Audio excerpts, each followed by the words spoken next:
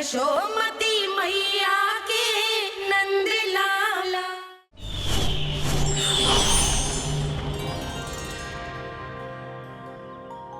श्री नारायण के वाहन पक्षीराज गरुड़, मैं संपूर्ण सर्प जाति की ओर से आपसे एक निवेदन करने आया हूँ। कहिए, क्या कहना चाहते हैं आप? हे पक्षीराज, यदि आप हम पर ऐसे ही आक्रमण करते रहे तो शीघ्र ही हमारी प्रजाति समाप्त हो जाएगी। इसीलिए हमारी आपसे विनती है, यदि आप उचित समझें तो सर्पों के किसी एक घर से हम आपको एक सर्प प्रतिदिन अर्पित करेंगे। आप उसको आहार बनाइए और अन्य सर्पों को जीवित रहने का अधिकार दीजिए। मुझे स्वीकार है। तब से प्रतिदिन किसी एक घर से एक सर्प गरुड़ के भोजन के लिए भेजा जाने लगा। समय के साथ मेरे घर की भी बारी आई, परंतु मैंने एक बहुत बड़ी भूल कर दी। समय आ गया है स्वामी, आज गरुड़ के आहार के लिए इसे चुना गया है। कौन है यह गरुड़ और क्यों दूं मैं इसे कोई भेंट? स्वामी, सभी सर्प राज्यों और गरुड़ के बीच में यही समझौता हुआ है, हमें इसका सम्मान करना ही होगा।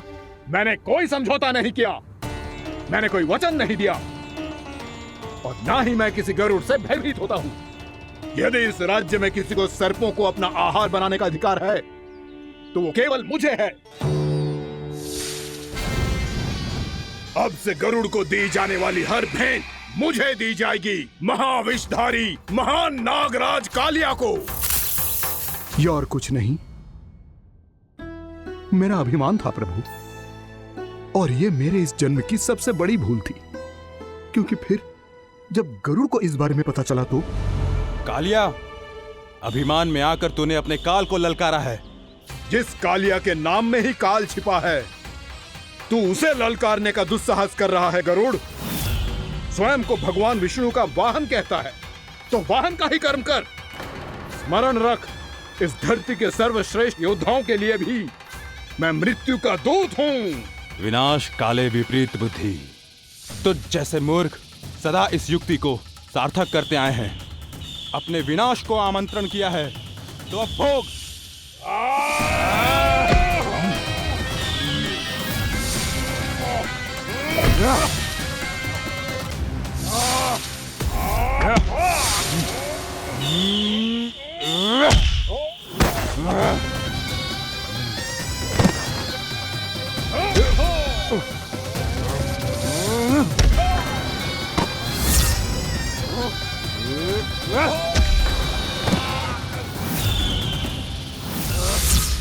जिसने मेरा भोजन चुराने की धृष्टता की है वो इसी योग्य है।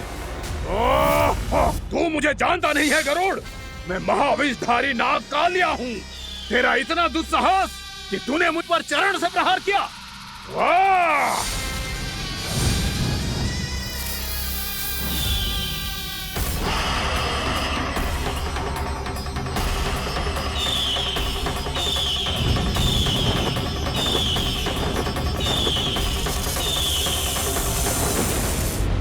मैं अपने अभिमान में भूल गया था कि गरुड़ मुझसे कहीं अधिक शक्तिशाली है।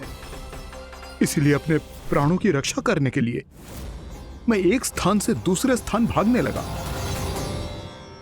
नदियां, पर्वत, यहां तक कि मैंने सागर भी लांघ डाला, पर मैं जहां भी जाता गरुड़ के रूप में मेरा काल वहीं आ जाता।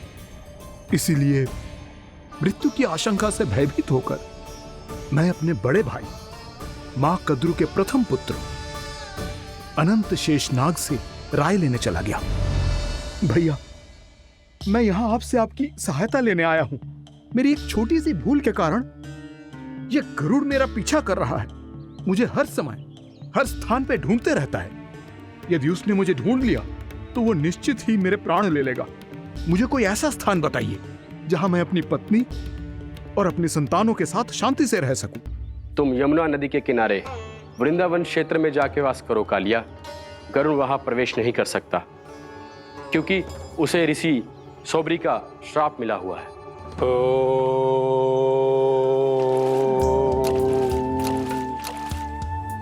ध्यान और तपस्या का नित्य कर्म करते हुए ऋषि के मन में मछलियों के प्रति प्रेम भाव इतना बढ़ गया कि वो भूल गए सभी जीव खाद्य श्रृंखला का भाग होते हैं और मछलियां भी इस नियम की अपवाद नहीं है। उन्हें मछलियों की अटखेली इतनी अच्छी लगने लगी कि वो इस क्षेत्र के मछुआरों को भी मछली पकड़ने की अनुमति नहीं देते थे।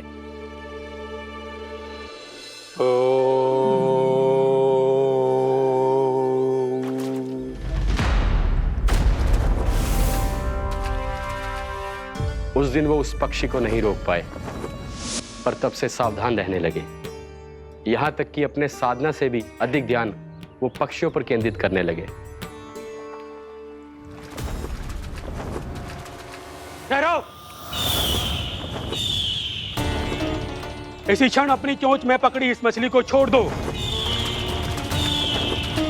तुम्हें इन मछलियों का आहार नहीं करना चाहिए पक्षीराज। ये तो खाद्य श्रृंखला का नियम है ऋषिवर। यदि मैं इनका आहार नहीं करूंगा तो कोई और पक्षी कर लेगा। मैं अपने आनंद या प्रतिशोध के लिए इनके प्राण नहीं ले रहा। ये तो बस मेरा भोजन है। पर यह मेरा तपस्या स्थल है। तुम यहाँ शिकार करके मेरी साधना में विघ्न नहीं डाल सकते पक्षीराज। यदि आपकी यही इच्छा है तो मैं आज के बाद यहाँ नहीं आऊंगा।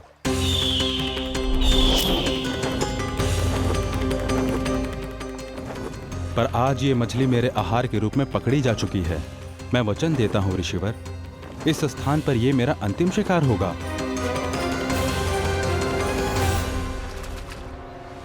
आज के बाद यदि तुमने वृंदावन की निकट उड़ान भी भरी तो तुम सैकड़ों टुकड़ों में फटकर मारे जाओगे पक्षीराज। ये मेरा श्राप है।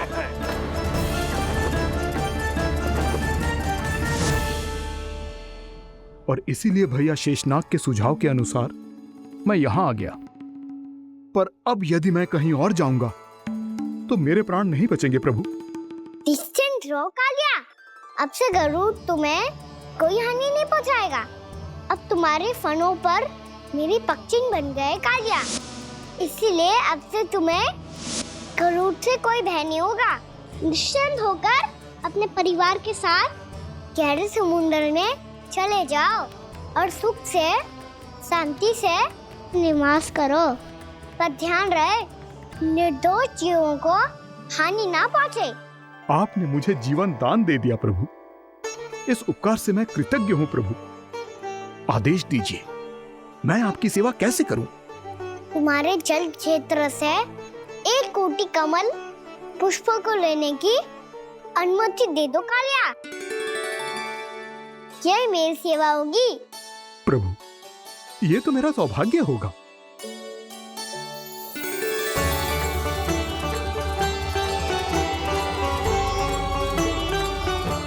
एक कोटि के स्थान पर हम 3 कोटि कमल पुष्प ले आए प्रभु। मैं तुम्हारी सेवा भाव से प्रसन्न हुआ कालिया।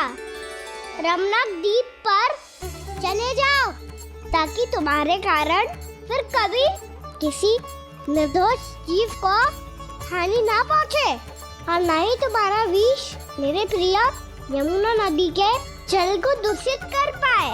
मैं तुम्हें आशीर्वाद देता हूँ। आज यहाँ मेरे द्वारा तुम्हें दिए गए इस आदेश का स्मरण जो भी भक्त करेगा और प्रातः काल और संध्या काल में इसका उच्चारण करेगा, उसे फिर कभी किसी संकट से कोई भय नहीं होगा। ये स्थान अब से कालिया कुंड के नाम से जाना जाएगा। यहाँ पर स्नान करने वाला और देवताओं को इस क्षेत्र से जल का अर्घ्य देकर प्रसन्न करने वाला भक्त यदि मेरा स्मरण करके पास रखेगा तो वो अपने सभी पापों से शीघ्र ही मुक्त हो जाएगा।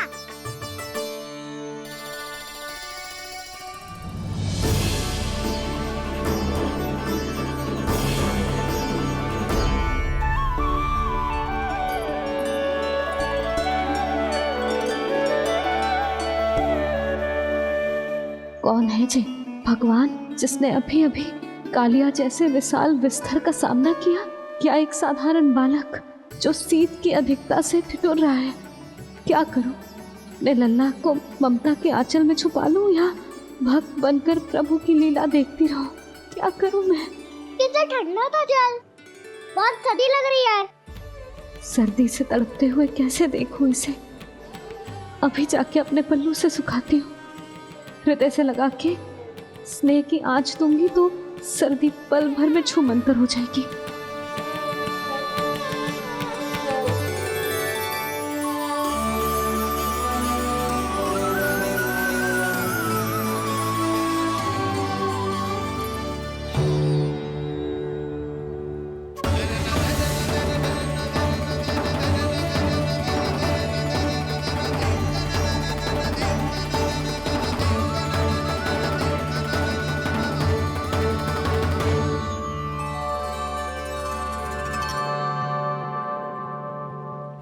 मेरी आवश्यकता ना है इसे, ये तो सच्ची में भगवान ही है, जिसकी ठंड दूर करने के लिए स्वयं द्वादश आदित्य प्रकट हो गए।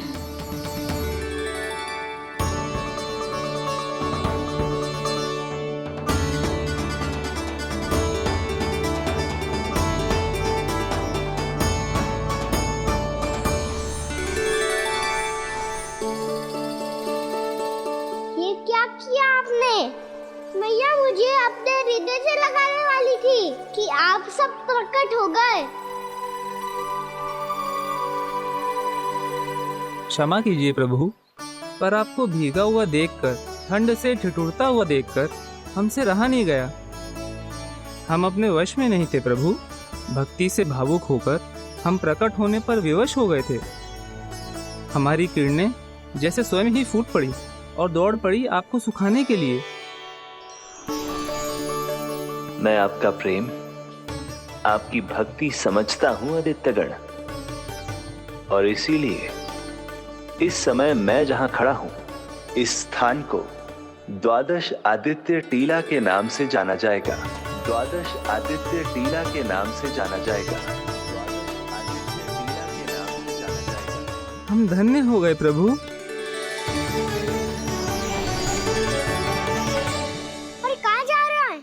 जो गड़बड़ किया है उसे सुधारिए तो सही। प्रभु आज्ञा दीजिए। अपना दाब इतना अधिक बढ़ा दीजिए कि मुझे स्वेद आने लगे, ताकि मैया मुझे स्वेद में गीला देख के और भूल जाए कि मैं ही भगवान हूँ, और मैया मुझे अपनी गोद में उठा के ले जाए।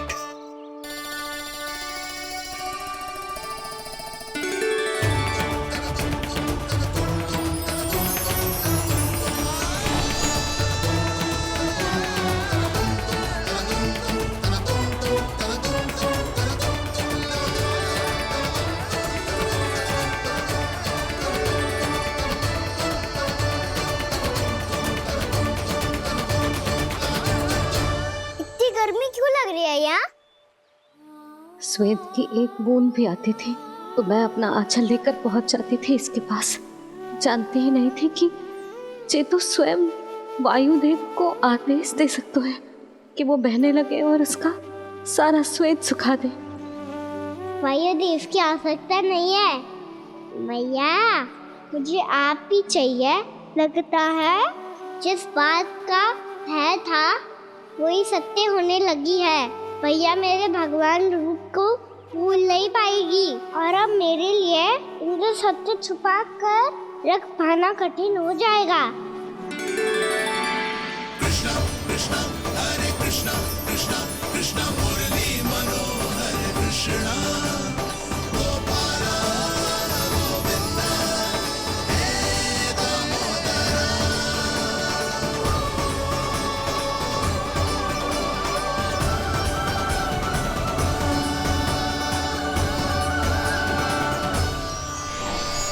प्रभु, आपके श्वेत से बने इस प्रसंगदान सरोवर का प्रणाम स्वीकार कीजिए।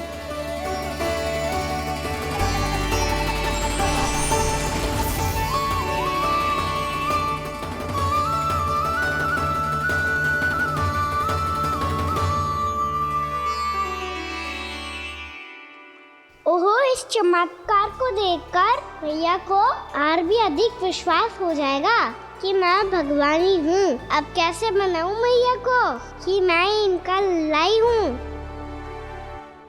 बाबा है ना, अब तो यही सहायता करेंगे। श्री कृष्णा गोविंदा हरे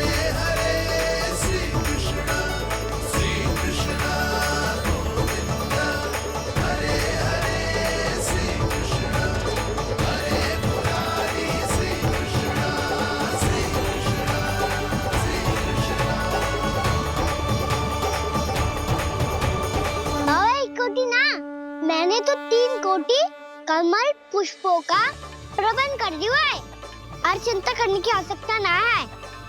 1 कोटि कमल के स्थान पर 3 कोटि कमल पुष्प मिल गए हैं। हाँ कान्हा, मैं उचित संदेश के साथ ये सारे पुष्प उस कंस के पास भिजवा दो। महाप्रक्रमी कान्हा की जय। वृंदावन रक्षक कान्हा की जय। महाप्रक्रमी कान्हा की जय। भानु जी नंदराज। बाकी गांव वालों को लेकर ये सारे पुष्प इकट्ठा करो और कंस के दरबार में पहुंचाओ। जी।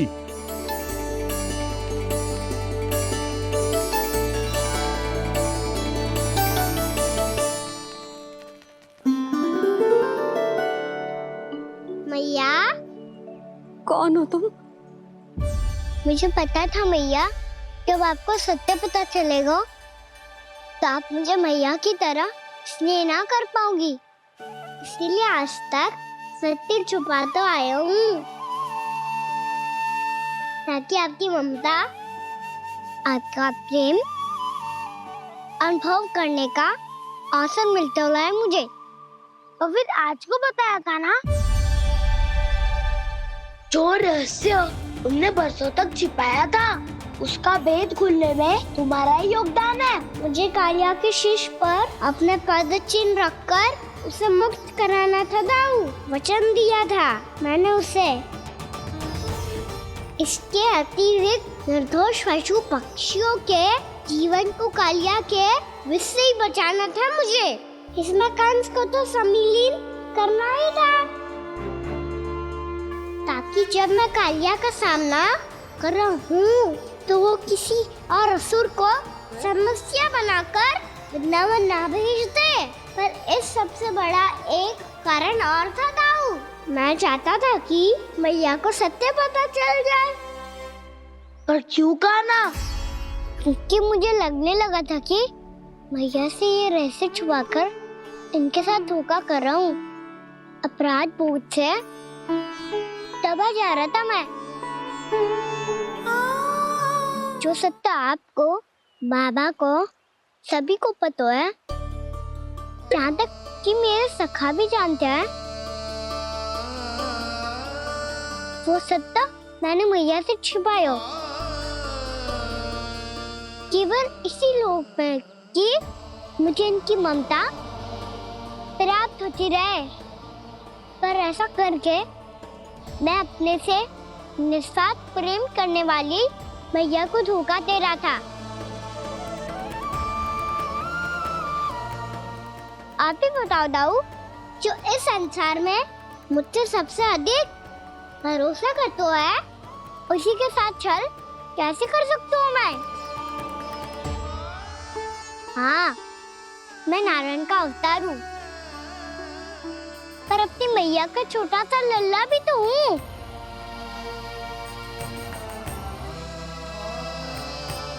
इसीलिए तो यमुना जी में छलांग लगाने का एक कारण इस गेंद को लेने जाना भी था। स्नेह से बनाई थी मैया ने गेंद, इसे अपने से दूर कैसे होने देता मैं? आपको आभास भी ना है मैया कि आप मेरे लिए कितने महत्वपूर्ण हो। ये सत्य है कि सभी देवता, प्रकृति, भक्त, ये सब है मेरा ध्यान रखने के लिए, मेरी सेवा करने के लिए। पर क्या इनमें से कोई भी मेरी मैया का स्थान ले सकता है? और आप भी तो यही चाहती थी कि मैं आपका लल्ला बन के आऊं, कि मैं आपका लल्ला बन के आऊं, मैं आपका लल्ला बन के आऊं।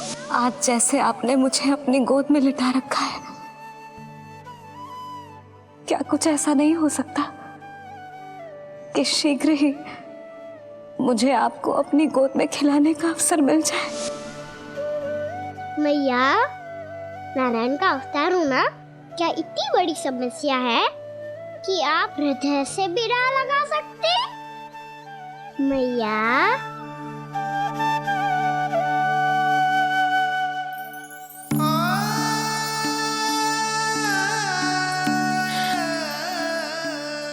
कान्हा, मेरा लल्ला।